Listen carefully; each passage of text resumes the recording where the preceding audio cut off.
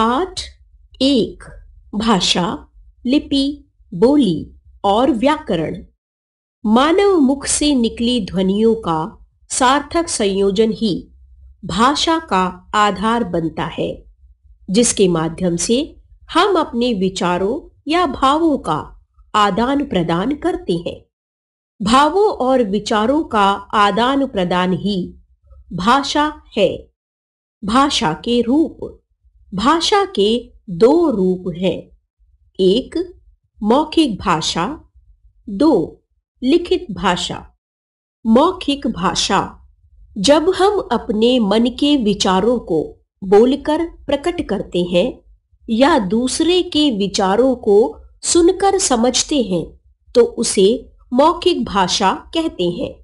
जैसे नाटक, बातचीत, भाषण, मोबाइल द्वारा बातचीत, दूरदर्शन और रेडियो पर आने वाले कार्यक्रम आदि।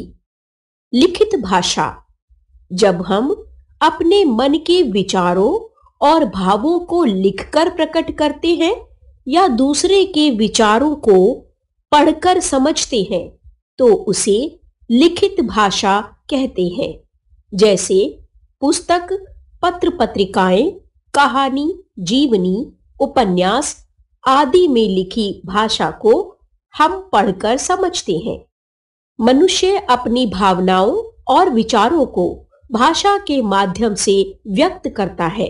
वैसे तो भावों की अभिव्यक्ति संकेतों के माध्यम से भी हो सकती है, परंतु इसे हम भाषा नहीं मान सकते, क्योंकि व्याकरण में सांकेतिक भाषा का अध्ययन नहीं किया जा सकता। जैसे चौराहे पर खड़ा यातायात पुलिस, बस कंडक्टर की सीटी और गूंगे व्यक्ति के संकेत। जब इशारों या संकेतों के माध्यम से बात समझाई और समझी जाती है, तब वह सांकेतिक भाषा कहलाती है। भाषा का महत्व। भाषा के माध्यम से ही हमारा समुचित विकास होता है।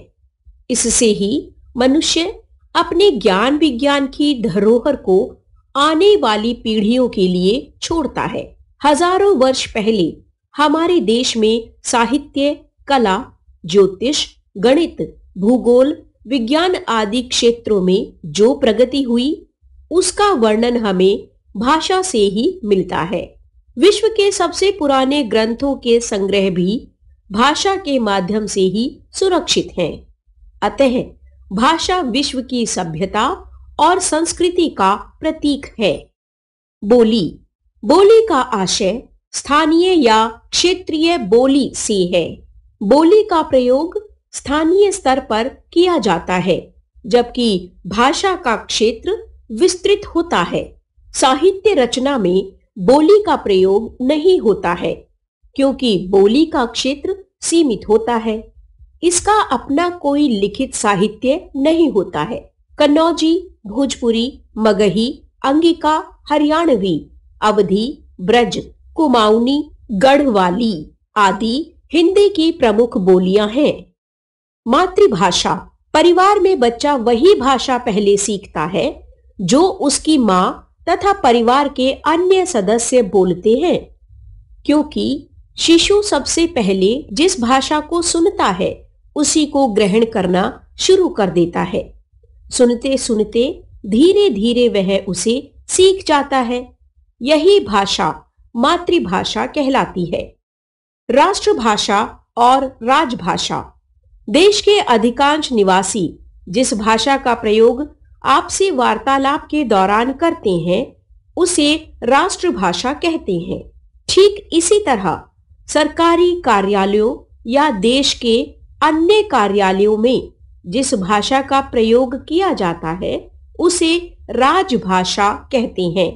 भारत में हिंदी को राजभाषा के रूप में मान्यता प्राप्त है।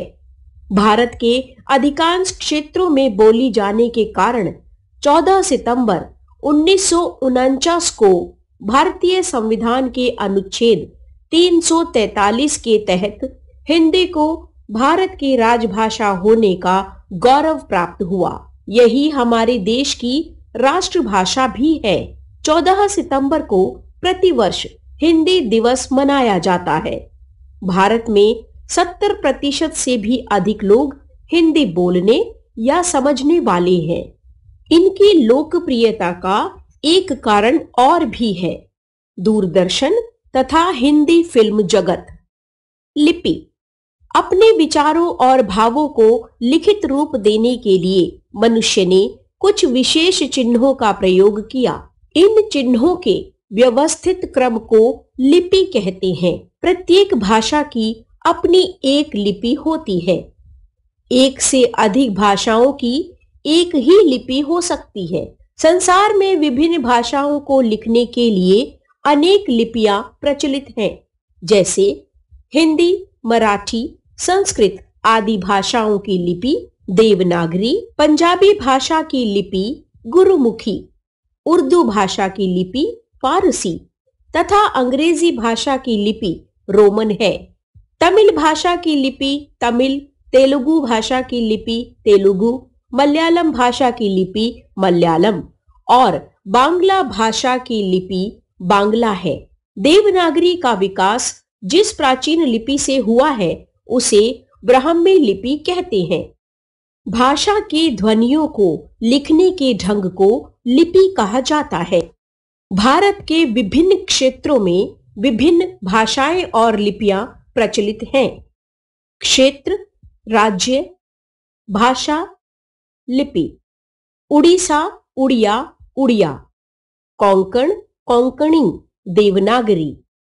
केरल मलयालम, मलयालम। बंगाल बांग्ला, बंगला। कर्नाटक कन्नड़, कन्नड़। जापान जापानी, हिरागाना, काताकाना, कांजी। ऑस्ट्रेलिया अंग्रेजी, रोमन। ईरान फारसी, फारसी। इटली इतालवी, रोमन। व्याकरण भाषा के शुद्ध व्यवहार के लिए हमें भाषा के नियमों को जानने की आवश्यकता होती है।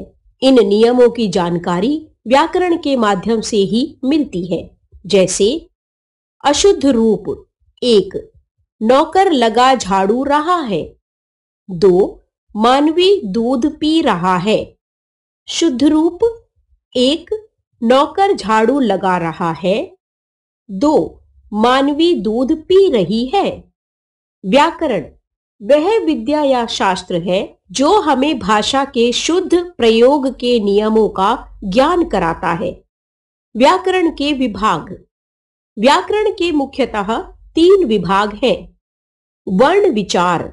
वर्ण विचार में वर्णों के स्वरूप, भेद आदि के बारे में अध्ययन किया जाता है। शब्द विचार। शब्द विचार में शब्दों के भेद, बनावट, उत्पत्ति और प्रयोग आदि के संबंध में अध्ययन किया जाता है। वाक्य विचार। वाक्य विचार में वाक्यों के भेद, बनावट, वाक्य विग्रह और विराम चिन्ह आदि के विषय में अध्ययन किया जाता है। साहित्य। प्राचीन समय से ही विद्वानों तथा ज्ञानियों ने अपने जीवन के अनुभवों और ज्ञान की बातों को लिखकर आने वाली पीढ़ियों के लिए सुरक्षित रखा है। यही संचित ज्ञान कोश साहित्य कहलाता है। जैसे रामायण, महाभारत, गीता सार, कुरान, बाइबल आदि पौराणिक ग्रंथ साहित्य की धरोहर है। किसी भी भाषा के ज्ञान के संचित कोश को साहित्य कहा जाता है। साहित्य की विधाएं। रचना के आधार पर साहित्य की 2 विधाएं हैं। 1, पद्य, 2, गद्य। पद्य इसके अंतर्गत दोहे, चौपाइयां, सोरठा, छंद, कविता, गीत आदि आते हैं। गद्य इसके अंतर्गत पत्र, जीवनी, आत्मकथा, कहानी, संस्मरण, उपन्यास, रेखाचित्र, नाटक आदि आते हैं। हमने सीखा। भाषा द्वारा हम अपने विचारों को बोलकर, पढ़कर, सुनकर व लिखकर प्रकट करते हैं। भाषा 2 प्रकार की होती है। 1, मौखिक भाषा, 2, लिखित भाषा। भाषा के स्थानीय रूप को बोली कहते हैं। माता पिता या परिवार द्वारा बोलियां सिखाई गई भाषा मातृभाषा कहलाती है। व्याकरण द्वारा हमें भाषा के शुद्ध और अशुद्ध होने का ज्ञान होता है। किसी भाषा का संचित ज्ञानकोश साहित्य कहलाता है। 14 सितंबर 1949 को भारतीय संविधान में हिंदी को राजभाषा घोषित किया गया। एक